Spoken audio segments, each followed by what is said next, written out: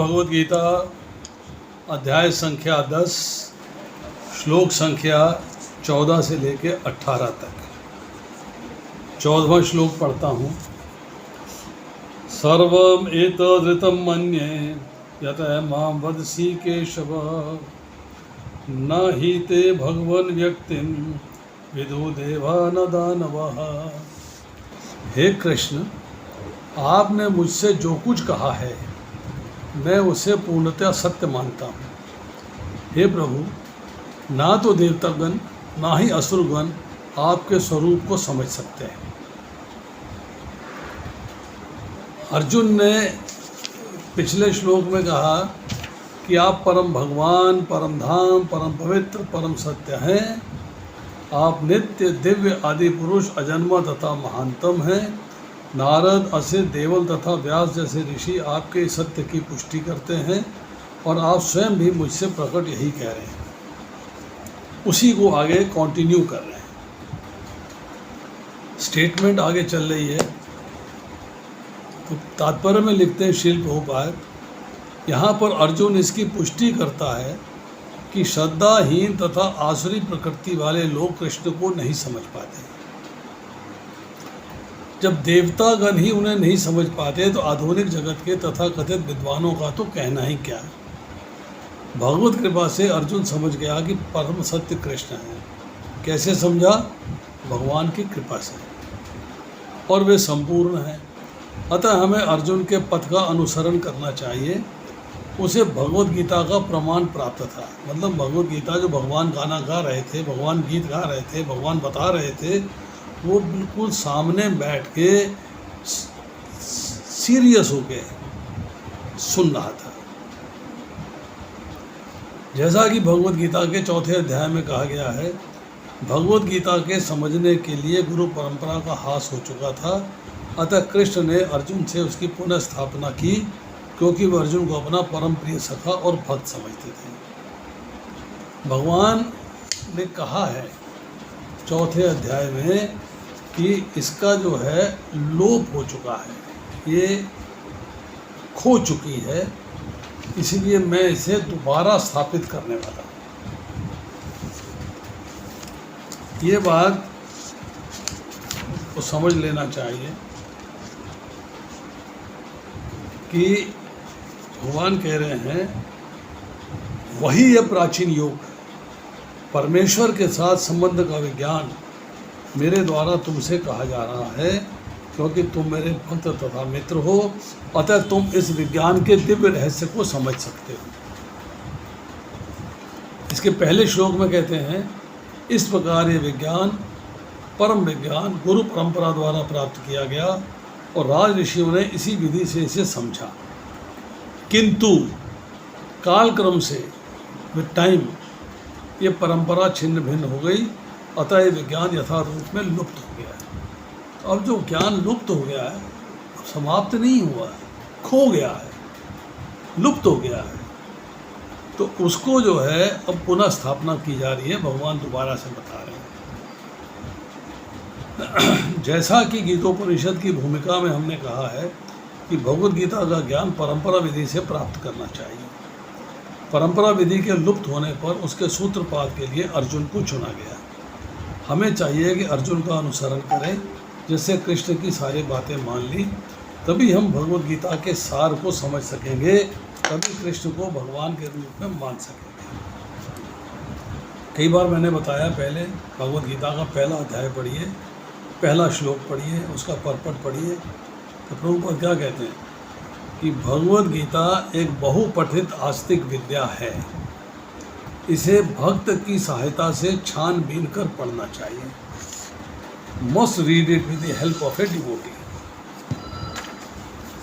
अब देखिए इसके अंदर क्या चर्चा आ रही है।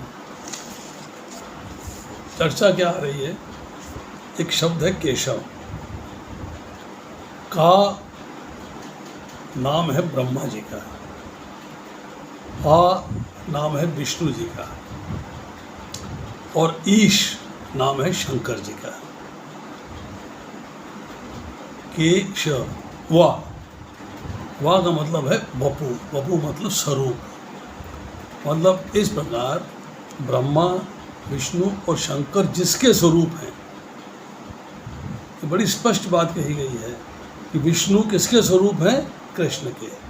जो ये कहते हैं कि कृष्ण का प्राकट्य विष्णु जी से हुआ है, ये श्लोक उसके अंदर कन्फर्म करता है, केशव शब्द कन्फर्म करता है कि विष्णु जी जो हैं वो कृष्ण के स्वरूप हैं, उन्हीं से प्राकट्य हुआ है।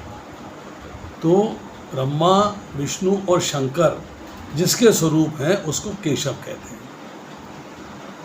तात्पर्य क्या है? संसार की उत्पत्ति, संसार की स्थिति और संसार का संहार करने वाले आप। अब अर्जुन कहता है कि 7वें से लेकर 9वें अध्याय तक आपने जो कुछ कहा वो मैं सब सत्य मानता हूँ, और 10वें अध्याय में जो चल रहा है इसमें आपने जो विभूतियाँ और योग का वर्णन किया है मैं उसे भी सत्य मानता हूँ। तात्पर्य क्या हुआ कि आप ही सबके उत्पादक हैं, आप ही संचालक हैं, आपसे अलग कोई नहीं हो सकता, आप सर्वोपरि हैं, सबके मूल में आप हैं। इसमें मेरे को कोई डाउट नहीं है, कोई संदेह नहीं है। अब यहाँ ये समझने की बात है कि भक्ति मार्ग में विशेषता किस चीज़ की है, क्या चीज़ ऐसी है जो आपको भक्ति मार्ग में आगे बढ़ा सकती है? वो है विश्वास, फेथ, श्रद्धा। भगवान ने पहले श्लोक में 10वें अध्याय के पहले श्लोक में अर्जुन को परम वचन सुनने की आज्ञा दी। अब यहाँ पर जो है अर्जुन रितम शब्द इस्तेमाल करते हैं, अर्थात सत्य कहकर उस बात पे विश्वास प्रकट कर रहे हैं, फेथ प्रकट कर रहे हैं। अब सवाल यह है कि ना देवता जान सकते हैं ना दानव जान सकते हैं। इसकी चर्चा हमने पिछली बार हल्के से करी थी। पिता की लाइफ, उनकी उत्पत्ति, उनका प्राकट्य, उनके कार्यकलाप के बारे में पुत्र नहीं बता सकता, पर पुत्र के जन्म के बारे में, पुत्र के कार्यकलापों के बारे में पिता बता सकता है। तो भगवान चूँकि परम पिता हैं, उनके बारे में ना देवता बता सकते हैं ना ही दानव बता सकते हैं। अब दूसरी बात, देवता वो जीव हैं जिनके पुण्य कर्म बहुत थे, मतलब उनमें कुछ दिव्यता आई तो वो देवता बने। पर वो जो दिव्यता आई है वो भी भगवान को जानने में कुछ काम नहीं आ रही, क्योंकि दिव्यता जो है प्राकृत है। हमने इस जन्म में इस ब्रह्मांड से, इस भौतिक संसार से आप उठ के ऊपर गए, वहाँ के नहीं है आप, यहाँ से गए ऊपर। तो ये उत्पन्न होने वाली है, नष्ट होने वाली है। जो ही आपके पुण्य कर्म क्षीण होंगे आपको लौट कर फिर पृथ्वी पर आना है। अब दूसरी बात आई दानव। दानवों के पास विलक्षण माया है, माया है उनके पास, और उस माया से वो विचित्र विचित्र प्रभाव दिखा सकते हैं, पर उस माया शक्ति से भगवान को नहीं जान सकते। भगवान के सामने आके दानवों की माया कुंठित हो जाती है, ढक जाती है, काम नहीं करती।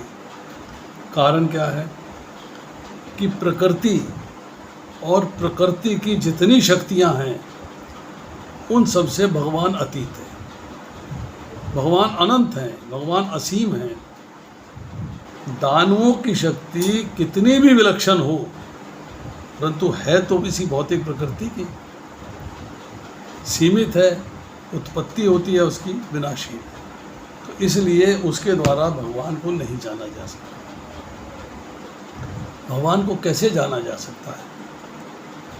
10वें अध्याय के 11वें श्लोक में और 11वें अध्याय के 54वें श्लोक में, 54 श्लोक में भगवान कहते हैं कि अनन्य भाव से उनकी शरण में जाकर उनकी कृपा से ही जान सकते हैं, उसके बिना जानना कठिन है। अब आती है श्लोक संख्या 15। स्वमेव आत्मना आत्मानं वेत्थे त्वं पुरुषोत्तम भूत भावन भूत ईश देव देव जगतपते।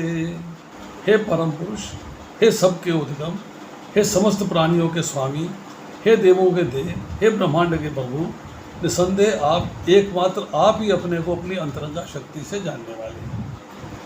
परमेश्वर कृष्ण को वे ही जान सकते हैं जो अर्जुन तथा उसके अनुयायियों की भांति भक्ति करने के माध्यम से भगवान के संपर्क में रहते हैं। आसुरी तथा नास्तिक प्रकृति वाले लोग कृष्ण को नहीं जान सकते। ऐसा मनोधर्म जो भगवान से दूर ले जाए, ऐसा मनोधर्म जो भगवान से दूर ले जाए परम पातक है, और जो कृष्ण को नहीं जानता उसे भगवद गीता की टीका करने का प्रयत्न नहीं करना चाहिए। भगवद गीता कृष्ण की वाणी है, कृष्ण के मुख से निकली है, और चूंकि यह कृष्ण का तत्व विज्ञान है, अतः इसे कृष्ण से ही समझना चाहिए। जैसा कि अर्जुन ने किया, इसे नास्तिकों से ग्रहण नहीं करना चाहिए। श्रीमद् भागवतम पहला स्कंद दूसरा अध्याय 11वें श्लोक में कहा गया है, वदन्ति तस्त्वदविदस्तत्त्वं यज्ञगान अद्वयम ब्रह्मेति परमात्मेति भगवानीति शब्दते। परम सत्य का अनुभव 3 प्रकार से किया जाता है, निराकार ब्रह्म, अंतर्यामी परमात्मा और भगवान। अतः परम सत्य के ज्ञान की अंतिम अवस्था भगवान है। हो सकता है सामान्य व्यक्ति अथवा ऐसा मुक्त पुरुष जिसने निराकार ब्रह्म अंतर्यामी परमात्मा का साक्षात्कार किया है, भगवान को न समझ पाए। ऐसे व्यक्तियों को चाहिए कि भगवान को भगवद गीता के श्लोकों से जानने का प्रयास करें, जिन्हें स्वयं कृष्ण ने कहा है। कभी कभी निर्विशेषवादी कृष्ण को भगवान के रूप में या भगवान के प्रमाण के रूप में स्वीकार करते हैं, किंतु अनेक मुक्त पुरुष कृष्ण को पुरुषोत्तम रूप में नहीं समझ पाते, इसलिए अर्जुन उन्हें पुरुषोत्तम कहकर संबोधित करता है। 3 अवस्थाएं बताई भागवत में, निराकार ब्रह्म, अंतर्यामी परमात्मा और भगवान। भगवान को कहते हैं सत्य चित आनंद। सत मतलब इटर्नल, थे, हैं और रहेंगे। चित मतलब ज्ञान, आपके हृदय में परमात्मा विराजमान है और आपको ज्ञान हो गया है कि भगवान की उपस्थिति आपके हृदय में है। और भगवान अल्टीमेटली कि वो 6 ऐश्वर्यों के स्वामी हैं, इसकी चर्चा दूसरे अध्याय में हो चुकी है। समस्त ज्ञान, समस्त यश, समस्त सौंदर्य, समस्त धन, समस्त संपत्ति, समस्त त्याग, समस्त सौंदर्य, ये सारी जिसके पास ऐश्वर्य हैं, 6 के 6 ऐश्वर्य हैं, उसे भगवान कहते हैं। अब आई बात कि उन लोगों की जो भगवान को निराकार मानते हैं, उन्होंने निराकार को समझ लिया परंतु सगुण साकार को नहीं समझा, फिर भी भगवान को नहीं जान पाते हो। पर प्रभुपाद कहते हैं कि अगर भगवान को समझना है तो भगवद गीता का अध्ययन करना पड़ेगा, समझना पड़ेगा भगवद गीता के श्लोकों से।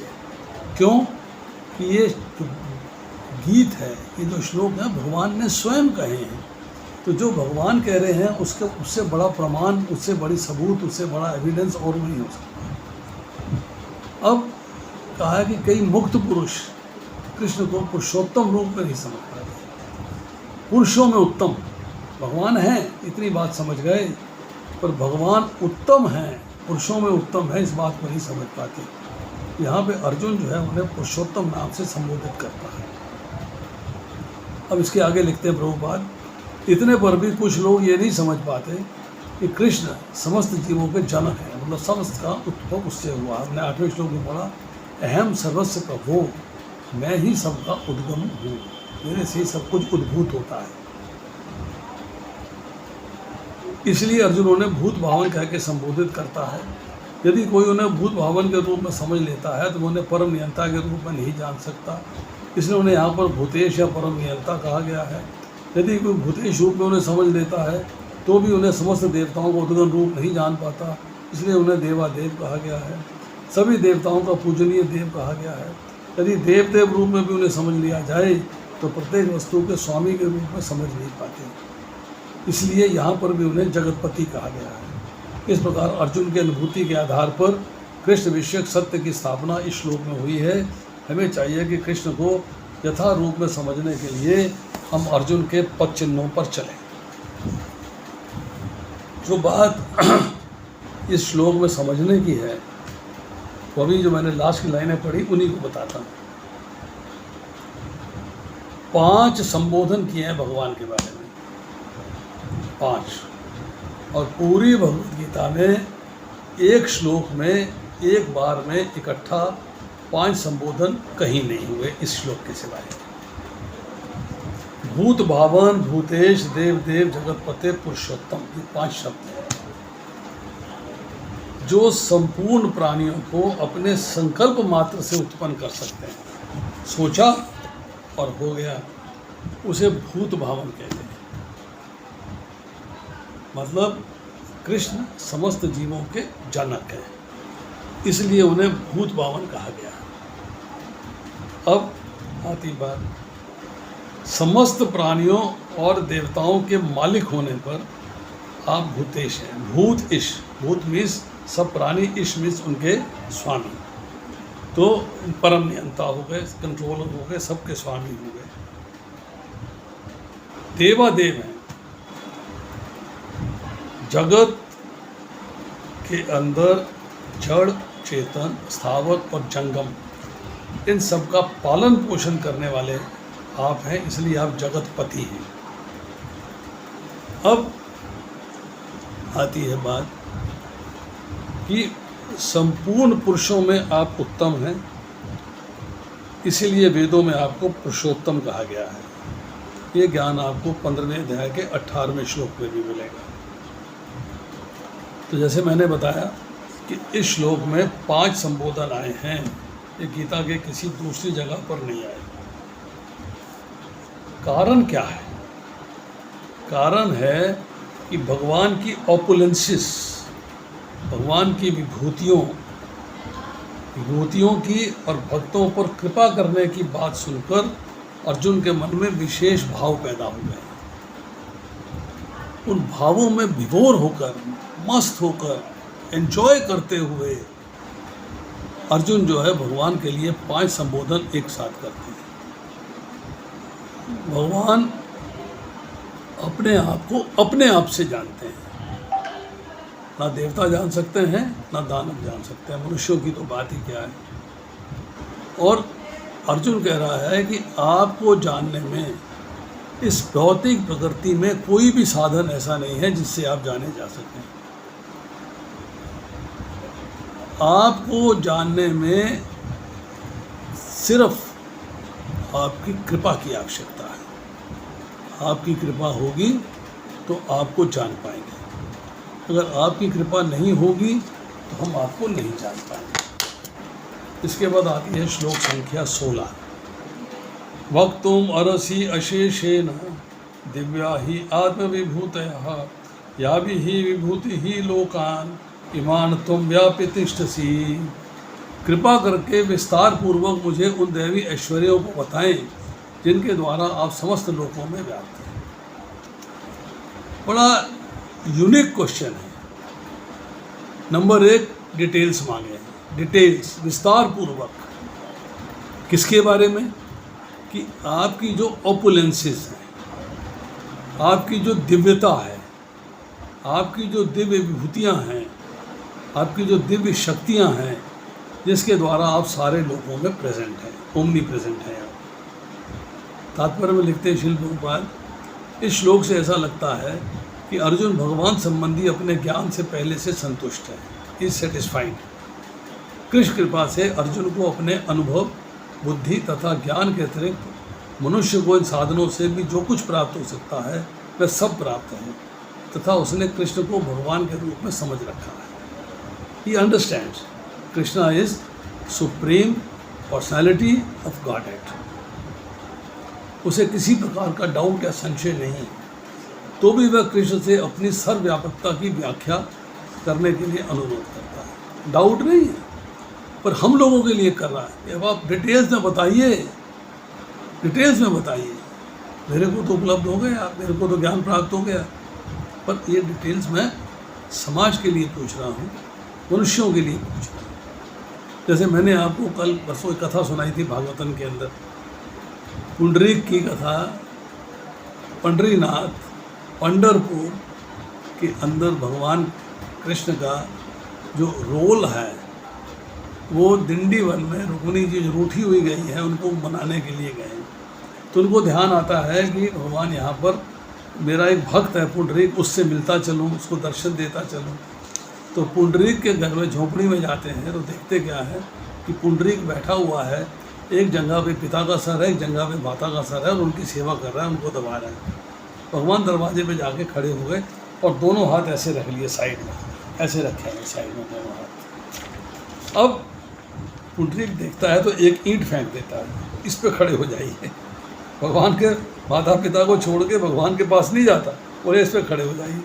भगवान खड़े खड़े उसकी सेवा देखते रहते हैं। माता पिता की सेवा बहुत इंपॉर्टेंट है, करनी चाहिए।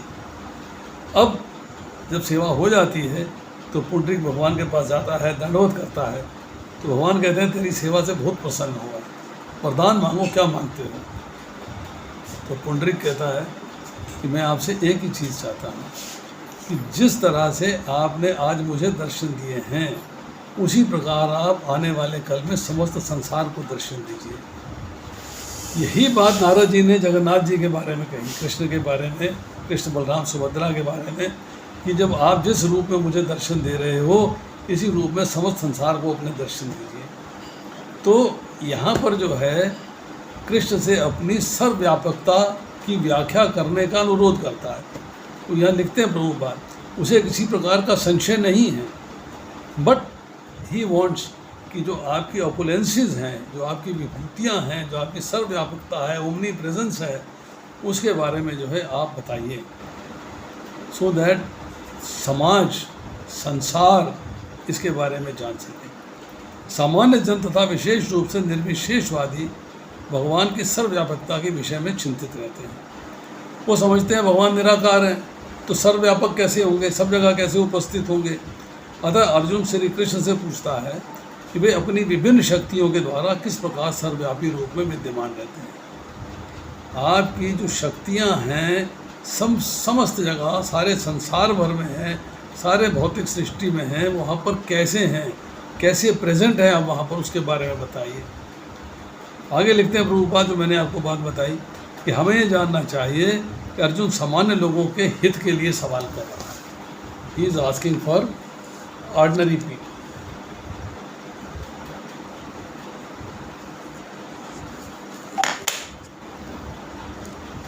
अब 16वें श्लोक में थोड़ा सा इसको और मॉडिफाई कर लेते हैं। भगवान ने 7वें श्लोक में ये बात कही थी कि जो मनुष्य मेरी विभूतियों को और योग को तत्व से जानता है उसका मेरे में अटल भक्ति योग हो जाता है, मीन्स अट्रैक्शन हो जाती मेरे प्रति। तो वो जो है उसकी भक्ति जो है अटूट हो जाती है, वो निष्ठा के प्लेटफॉर्म पे आ जाता है। अब ये सुन लिया अर्जुन ने। अब उसके मन में क्या बात आती है कि भगवान की भक्ति होने का सबसे सरल और सुंदर उपाय क्या है कि भगवान को तत्व से जान लेना, ताकि भक्ति आपकी दृढ़ हो जाए। अब कारण क्या है कि जब आप किसी के ऑपुलेंसेस के बारे में जानते हैं, भौतिक संसार में भी आपने लगा कि ये पॉलिटिशियन, इसकी ऑपुलेंस बहुत है, बहुत अच्छा पॉलिटिशियन, तो आप उससे अट्रैक्ट हो जाते हैं। कोई बिजनेसमैन है, उससे अट्रैक्ट हो जाते हैं। तो यहाँ भगवान की विभूतियों को और उनके योग को आप तत्व से जान लें तो आपका मन जो है भगवान की तरफ नेचुरली अट्रैक्ट हो जाएगा, खिंच जाएगा। और फिर क्या होगा, उससे भगवान के प्रति भक्ति नेचुरली, स्वाभाविक रूप से जागृत हो जाएगी, बहुत ज़्यादा मेहनत नहीं करनी पड़ेगी। अब उसे जो है अर्जुन को तो अपना कल्याण चाहिए, और कल्याण का उपाय क्या दिखता है? भक्ति। आपको अपना कल्याण चाहिए, उसका उपाय क्या है? भक्ति। अब अर्जुन ने कहा कि जिन जिन लोकों में आप हैं, जिस जिस स्थान में आप हैं, उसके बारे में मुझे बताइएगा। अपनी अलौकिक विलक्षण विभूतियों का विस्तार से वर्णन करिए, डिटेल में वर्णन करिए। कारण कि जैसे पहले बता दिया कि ना देवता जानते हैं, न दानव, आपके बारे में आप ही जानते हैं, आप ही कहने में समर्थ हैं।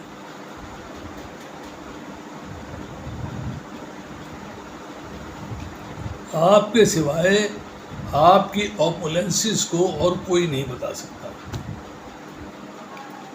इसके पहले 7वें अध्याय में, 9वें अध्याय में और 10वें अध्याय की बिगिनिंग में भगवान ने अपनी विभूतियाँ बताई। आगे अब और बताएंगे, इसके बाद अब और बताएंगे कि उनको जानने का फल क्या है। जानने का फल यहाँ पता लगा एक ही है, दृढ़ भक्ति योग, कि आप भक्ति में दृढ़ हो जाएंगे, ये उसको जानने का फल है। अब वो कहता है कि विभूतियों को दिव्य कहने का तात्पर्य क्या है, ट्रांसेंडेंटल। विभूतियों को ट्रांसेंडेंटल कहने का तात्पर्य क्या है कि इस संसार में जो विशेषता दिखाई देती है, स्पेशलिटी दिखाई देती है, वो मूल में भगवान की है, किसी व्यक्ति की नहीं, संसार में किसी की नहीं, वो भगवान की है। इसीलिए अगर आप संसार की विशेषता देखते हैं, उसमें एंजॉय करते हैं तो भोग है, पर अगर आप भगवान की विशेषता देखते हैं संसार में तो वो योग है, उससे आप जो है भगवान से जुड़ जाते हैं। अब आती है श्लोक संख्या 17। कथम विद्याम अहम योगिन त्वाम सदा परिचिन्तयन् केषु केषु च भावेषु चिन्त्य असि भगवन मायया। हे कृष्ण, हे परम योगी, मैं किस तरह आपका निरंतर चिंतन करूं और आपको कैसे जानूं। हे भगवान, आपका स्मरण किन किन रूपों में किया जाए।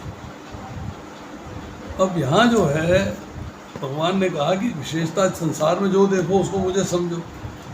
फिर भी अर्जुन प्रश्न कर रहा है कि मैं आपका चिंतन कैसे करूं निरंतर। आपने कहा अनन्य चेता सत्यम योग, चिंतन करूं आपका अनन्य भाव से, कैसे करूं, how do I do it, आपको कैसे जानूं मैं, आपका स्मरण किन किन रूपों में किया जा सकता है।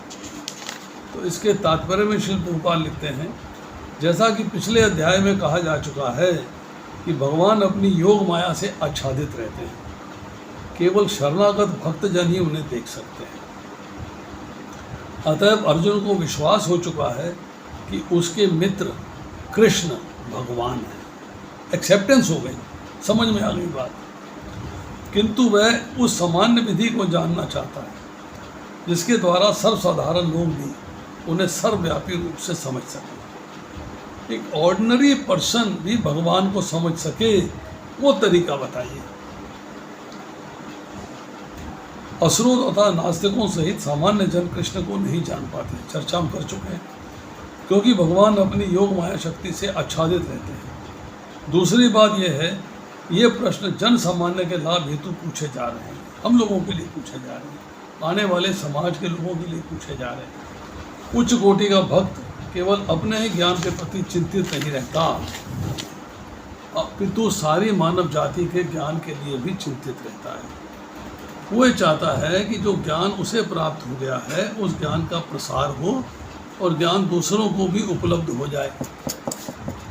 अतः अर्जुन वैष्णव का भक्त होने के कारण अपने दयालु भाव से सामान्य जनों के लिए भगवान के सर्वव्यापक रूप के ज्ञान के द्वार खोल रहा है। तो Arjun is asking these questions for us, कि हमको भी ज्ञान की प्राप्ति हो, इसको पढ़ने के बाद, इसको सुनने के बाद। वह कृष्ण को जानबूझकर योगिन कह के संबोधित करता है, क्योंकि योग माया शक्ति के स्वामी हैं, जिसके कारण सामान्य जन के लिए प्रकट या अप्रकट होते हैं। सामान्य जन जैसे कृष्ण के प्रति कोई प्रेम नहीं है, कृष्ण के विषय में निरंतर नहीं सोच सकता, वे तो भौतिक चिंतन करता है। अर्जुन इस संसार के भौतिकतावादी लोगों के चिंतन प्रवृत्ति के विषय में विचार कर रहा है कि आप इस भौतिक संसार में रहते हुए किस प्रकार भगवान का चिंतन कर सकते हो, ये ज्ञान आपको प्राप्त करना है। 102। केशु केशु च भावेशु शब्द भौतिक प्रकृति के लिए प्रयुक्त है। भाव का अर्थ है भौतिक वस्तु, जो कि भौतिकतावादी लोग कृष्ण के आध्यात्मिक स्वरूप को नहीं समझ सकते, अतः उन्हें भौतिक वस्तुओं पर चित्त एकाग्र करने की तथा ये देखने का प्रयास करने की सलाह दी जाती है कि कृष्ण भौतिक रूपों में किस प्रकार प्रकट होते हैं। मतलब भगवान ने अपने आप को भौतिक संसार में भौतिक रूप में प्रकट किया। कृष्ण निराकार रूप में आए, राम जी निराकार रूप में आए, परशुराम निराकार रूप में आए। तो किस तरह अपने आप को प्रकट करते हैं? बलराम जी आए हैं, किस तरह से अपने आप को निराकार रूप में प्रकट करते हैं और क्या क्या क्रिया करते हैं, क्या क्या कलाप करते हैं, क्या क्या उनकी एक्टिविटीज़ रहती हैं, इसके बारे में वो डिटेल में जानना चाहता है। अब जो हमने अभी पहले चर्चा करी थी कि 7वें श्लोक में भगवान ने कहा है कि जो मेरी विभूति और योग को तत्व से जानता है वह अविचल अर्थात दृढ़ भक्ति योग से युक्त हो जाता है। अब अर्जुन जो कहता है कि हर दम चिंतन करता हुआ आपको मैं कैसे जानूं। 8वें अध्याय के 14वें श्लोक में भगवान ने कहा अनन्य चेता सत्यम यो माम स्मृति नित्य। अनन्य चित्त होकर नित्य निरंतर मेरा स्मरण करता है, उस योगी को मैं सुलभता से प्राप्त हो जाता हूँ। तो 9वें अध्याय के 22वें श्लोक में कहा अनन्य चिंतो यंतो माम, कि अनन्य भक्त निरंतर मेरा चिंतन करते रहते हैं और मैं उनका योग और क्षेम वहन करता हूँ। अब ये जो चिंतन की महिमा अर्जुन ने सुनी 8वें अध्याय में और 9वें अध्याय, मतलब पास्ट में जो भगवान कहते चले आ रहे हैं उसमें अर्जुन ने महिमा सुनी है। तो उसके मन में प्रश्न आता है कि चिंतन से मैं आपको तत्व से जान पाऊँ, निचोड़ क्या है, सारांश क्या है, मैं कहाँ चिंतन करूँ, किसे चिंतन करूँ, किस परिस्थिति में आपका चिंतन करूँ। यहाँ पे चिंतन साधन है और भगवान को जानना, तत्व से जानना साध्य है। एम आपका जो है भगवान को जानना है, प्रोसेस आपका जो है चिंतन करना है। अब दूसरी बात, किसी विशेषता, महत्ता, सुंदरता आदि को लेकर जहाँ जहाँ तेरा मन जाता है वहाँ वहाँ मेरा चिंतन कर, उसको मेरी ही विशेषता समझ के, मेरी ही ऑपुलेंस की वजह से ये है कारण कि संसार की विशेषता को मानने से संसार का चिंतन होगा और मेरी विशेषता को मानने से मेरा चिंतन होगा।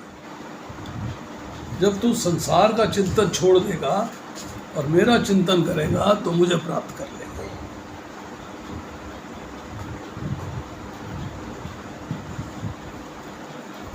अब आता है श्लोक संख्या 18। विस्तरेण आत्मनः योगम विभूतिं च जनार्दनः भूय कथय तृप्ति ही शृणुवतः नास्ति में अमृतम। अमृतम बहुत इंपॉर्टेंट वर्ड है, अमृत को। हे जनार्दन, आप पुनः विस्तार से अपने ऐश्वर्य तथा योग शक्ति का वर्णन करें। पुनः आप कर चुके हैं, बहुत चीज़ें मैंने सुन ली हैं, पर मैं चाहता हूँ आप रिपीट करें, अब दोबारा से कहें। क्यों? कि मैं सेटिस्फाई नहीं होता, मुझे तृप्ति नहीं होती। जैसे हमने 10वें अध्याय के जो चतुश्लोकी भगवद गीता जिसमें एक आपको बात बताई थी, वो बात को आप इस श्लोक के साथ जोड़ के देखिएगा कि भगवान वहाँ पर क्या कह रहे हैं। भगवान ने कहा श्रीमद् भागवतम के अंदर 10वें स्कंद का 13वें अध्याय का दूसरा श्लोक है, उसका हिस्सा है, पाठ बता रहा हूँ।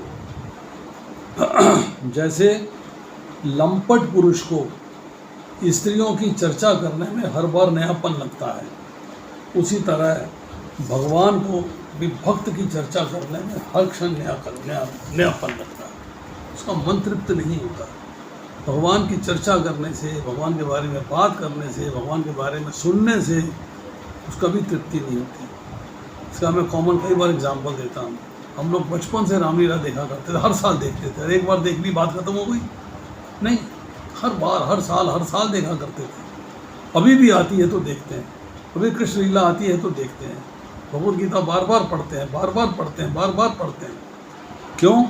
कि भगवान के विषय में सुनकर कभी भी तृप्ति नहीं होती, क्योंकि जितना ही आपके विषय में सुनता हूँ उतना ही आपके शब्द अमृत को चखना चाहता हूँ। जो आपके शब्दों का अमृत है उसको चखना चाहता हूँ, उसको रेलिश करना चाहता हूँ, उसका आनंद लेना चाहता हूँ। इसी प्रकार का निवेदन नैमिषारण्य के शौनक आदि ऋषियों ने सूत गोस्वामी से किया था। निवेदन इस प्रकार है, वयम तू न विस्त्रोयाम उत्तम श्लोके विक्रमे यक्षणवताम रसज्ञानाम स्वादु स्वादु पदे पदे।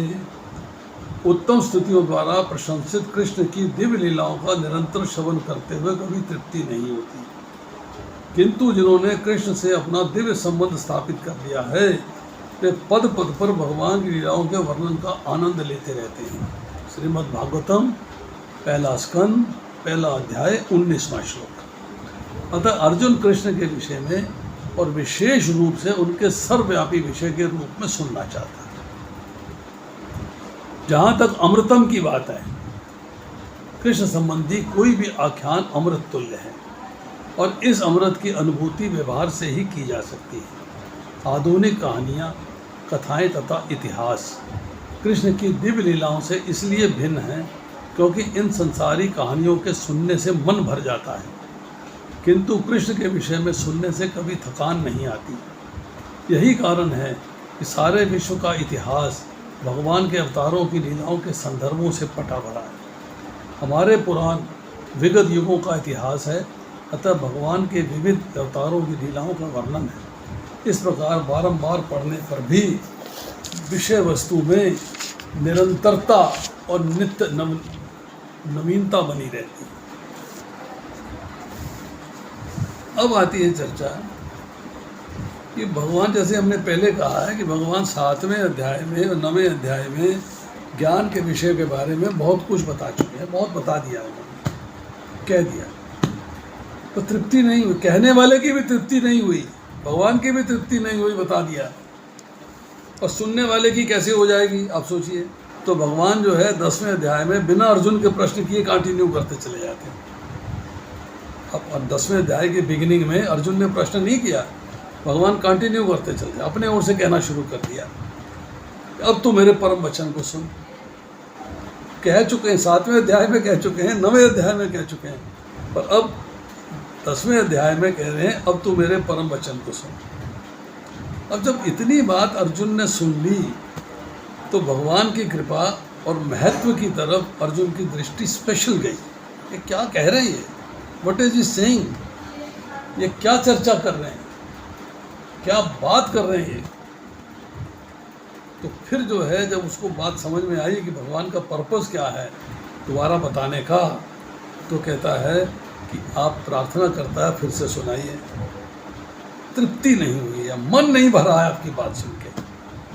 तो अर्जुन कहते हैं कि आप अपने योग और विभूतियों को फिर से विस्तार पूर्वक डिटेल्स में बताइए, क्योंकि आपके अमृतमय वचन सुनने की मेरी तृप्ति नहीं हो रही है। आई एम नॉट सेटिस्फाइड, संतुष्टि नहीं हो रही मेरी।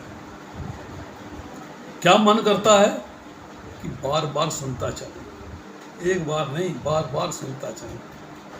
देखिए फिल्म आती है ना, कोई अच्छा गाना होता है ना, आप उसको बार बार दोहराते हैं, रट जाते हैं, बार बार दोहराते हो क्योंकि आपको अच्छा लगता है, एंजॉय करते हो। या अर्जुन को अच्छा लग रहा है, इसको एंजॉय कर रहा है, वो कह रहा है मेरी तृप्ति नहीं हुई है, आप बार बार कहिए। अब भगवान की विभूतियों को सुनने के प्रति अर्जुन का आकर्षण बढ़ता जा रहा है। अब अर्जुन सोचता है कि विभूतियों का ज्ञान होने से भगवान के प्रति मेरा विशेष आकर्षण बढ़ जाएगा। क्या फ़ायदा होगा कि मेरी भक्ति दृढ़ हो जाएगी, मेरी भक्ति जो है वो दृढ़ हो जाएगी, इसलिए वो बार बार कहने के लिए प्रार्थना करता है। अब भगवान ने बताया कि विभूतियों को और योग को तत्व से जान लो, जड़ से, मूलभूत चीज़ क्या है उसको जान लीजिए, सारांश जान लीजिए, उसका निचोड़ जान लीजिए। जानने का फल क्या है? दृढ़ भक्ति। तो अर्जुन को क्या लगा? अर्जुन को लगा कि विभूतियों को जानने वाली बात बहुत आसान है, बहुत सरल है, नया काम कुछ करना नहीं, I don't have to do anything, activity कुछ नहीं करनी, नया चिंतन नहीं करना, जहाँ जहाँ भगवान की विशेषता देखूँगा, वहाँ मेरा मन में जो स्वाभाविक खिंचाव है वो भगवान की तरफ करूँगा। मैं भौतिक संसार के गुण उसके भूल के भगवान के गुण स्मरण करूँगा। आपने देखा है कि आप मोबाइल में बैठे लेक्चर सुन रहे हैं, भौतिक संसार का प्रोडक्ट है, पर आप उसमें भी भगवान की विभूति देखिए कि भगवान ने कितनी बुद्धि दी है, उसने मोबाइल बना दिया। भगवान ने कितनी बुद्धि दी है कि उसने जूम बना दिया। भगवान ने कितनी बुद्धि दी है कि हमने आपस में कनेक्ट कर लिया। तो हर चीज़ में आप भगवान को देखिए। ये जो स्पेशलिटी है, जो विशेषता है, जो ऑपुलेंस है, ये भगवान की है।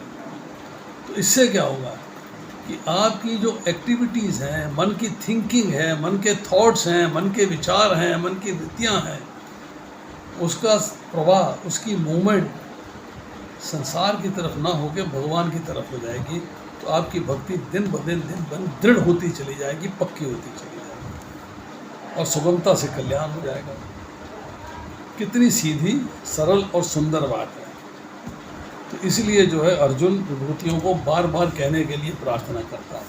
इसका एक एग्जाम्पल दिया जाता है, एक छोटा सा एग्जाम्पल है। आप प्रसाद पाने बैठे, भोजन करने के लिए बैठे, भोजन में कोई चीज़ आपको स्वादिष्ट लगी, अच्छी लगी, अच्छी, बढ़िया है, वेरी गुड, तो आपको उसको और खाने में रुचि हो गई, थोड़ी और मिल जाए, एक बार ले लिया, दूसरी बार ले लिया, आप बार बार उस प्रिय वस्तु को मांग रहे हैं। अब रुचि हो गई आपकी। अब उसमें जो है ऑब्स्टेकल कहाँ आता है? ऑब्स्टेकल कि वस्तु जो आपको अच्छी लग रही है वो बनी कम है, मात्रा कम है उसकी, तो आपको तृप्ति नहीं होती। You are not satisfied. यार इतना कम, खीर खानी थी बहुत बढ़िया, कम से कम 2 कटोरे तो खाता, आधा ही कटोरा मिला, तो आपको कोई बनी नहीं इतनी, तो आपको सेटिस्फैक्शन नहीं हो रही। और दूसरा कि अगर वो वस्तु अधिक मात्रा में खा ली गई और पेट भर जाने से अधिक और नहीं खाई जा सकती, तब भी आपकी संतुष्टि नहीं होती है ना, और खाना चाहता था, और खाना चाहता था, और खाना चाहता था। तो भगवान की विभूतियों का और अर्जुन की विभूतियों की सुनने की रुचि का अंत नहीं है। भगवान की विभूतियाँ भी अनंत हैं, पर अर्जुन के सुनने की रुचि भी अनंत है। और सुनना किससे है? कानों के द्वारा। और कानों के द्वारा जब अमृत वचनों को सुनते हुए ना तो वचनों का अंत आता है और ना सुनते हुए अर्जुन की या हमारी तृप्ति होती है। तो भगवान से अर्जुन प्रार्थना करता है कि आप अपने अमृतमय वचन कहते रहिए, कहते रहिए और कहते रहिए। जहाँ रुचि की बात आई, स्वाद की बात आई, भोजन की बात आई, तो मैं आपको छोटी सी स्टोरी सुना देता हूँ। वो अपने इस जीवन में लगा के देखिएगा आप। इस जीवन में एक पंडित जी जो है खाना खाने के लिए किसी पुरोहित ने बुलाया और पुरोहित के घर चले गए। खाना सर्व हुआ, पेट भर गया। उसने कहा पंडित जी एक पूरी और। नहीं, यहाँ तक खाना आ गया, अब और नहीं खाया जा सकता, पेट भर गया मेरा, अब और नहीं खा सकता। पंडित जी बहुत ताज़ी है, गर्मा गर्म कढ़ाई से निकल के आई है, बिल्कुल मुलायम। नहीं, और नहीं खा सकता, गला तक भरा खाना खा लिया है, अब और नहीं खाया जा सकता। घर का स्वामी था बेचारा, पूरी लाया था, वापस ले गया।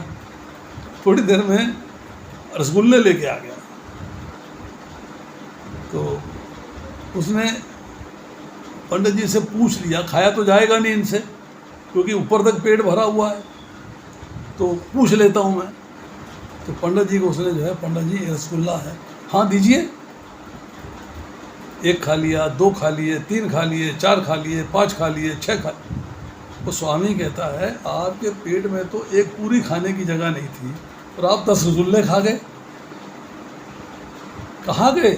वो जगह कहाँ से बन गई? तो पंडित जी बड़े स्मार्ट थे। कहते पंडित जी ऐसा है, वो मालिक से कहते हैं, पंडित जी मालिक से कहते हैं देखिए यजमान, ये रसगुल्ला जो है ना, ये पुलिस का इंस्पेक्टर है, पुलिस इंस्पेक्टर जहाँ जाता है अपनी जगह बना लेता है। ये पेट में गया, जगह बना ली इसने, फिट हो गया पेट में। दूसरा गया, फिर जगह बना ली, फिर फिट हो गया। तीसरा गया, फिर जगह बना ली, फिर फिट हो गया। तो ये बात आपको लगनी है कि भगवान की कथा सुनी, फिट हो गई। अरे कल भी यही सुनी थी। अरे भैया बार बार सुनो। हम हरे कृष्णा महामंत्र का जप रोज करते हैं, बार बार करते हैं, कथा रोज क्यों नहीं सुन सकते? अरे ये तो वही कथा कहेंगे, वक्ता तो वही कथा कहते हैं, चलो क्या सुननी है, चलते हैं कहीं और। नहीं, भगवान की कथा एक बार नहीं अनेक बार कही जाए, बार बार कही जाए, बार बार कही जाए, बार बार सुनिए, बार बार उसमें नित्य नए भाव पैदा होते हैं, उसको इग्नोर मत करिए। तो यहाँ यही कह रहे हैं अर्जुन भगवान से कि आप अपने अपने अमृतमय वचन सुनाते जाइए, सुनाते जाइए, सुनाते जाइए। क्यों?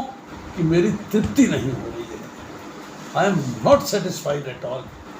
मैं चाहता हूँ कि आप जो है उन वचनों को बार बार सुनाते रहिएगा, बार बार कहते रहिएगा। I want to enjoy them time and again. तो आज इतना ही, शेष फिर अभी आपको मैं अनम्यूट कर देता हूँ।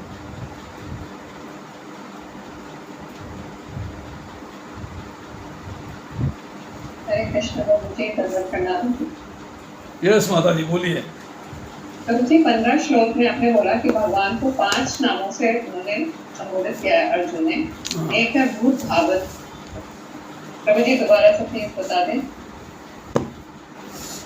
देखिए, भूत भावन का अर्थ होता है कि संपूर्ण प्राणियों को भगवान अपने संकल्प से, भगवान को जैसे कुम्हार जो है घड़ा बनाता है, ऐसे बनाना नहीं है किसी को। It doesn't have to make it. संकल्प करते हैं, यस, तो प्रकट हो गया। संकल्प मात्र से प्रकट करते हैं। और चूंकि आप संपूर्ण प्राणियों के स्वामी हैं, इसलिए भूतेश कहलाते हैं। भूत ईश मतलब देवता, मालिक, स्वामी। आप सब प्राणियों के स्वामी, इसलिए भूतेश्वर कहलाते। भूतेश हो गया। चूंकि आप देवताओं के भी स्वामी हैं, देवता भी आपसे प्रकट हो रहे हैं, इसलिए आप देव हैं। अब आप जो है सारे संसार का भरण पालन पोषण करते हैं, इसलिए आप जगतपति हैं। और चूंकि आप जो है पुरुषों में उत्तम हैं, इसलिए आप पुरुषोत्तम हैं। ये 5 शब्द से जो है संबोधित किया गया।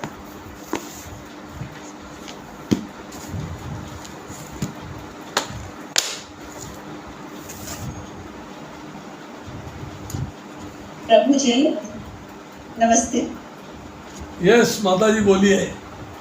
ये जो आपने पंडित जी की कहानी सुनाई, वो पंडित जी की कम हमारी ज्यादा है। सबकी ऐसी है। और सबकी कहानी ऐसे ही है।